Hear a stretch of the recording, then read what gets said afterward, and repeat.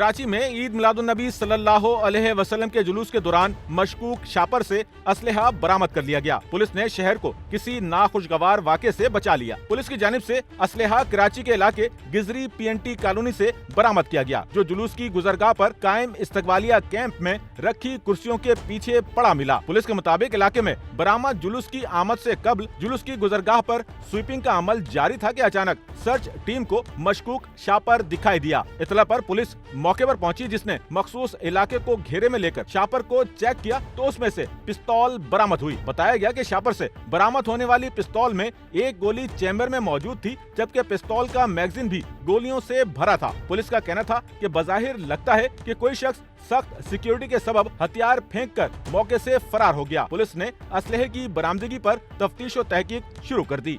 Cameraman Amin के साथ Nauman Rafiq, SNN Karachi.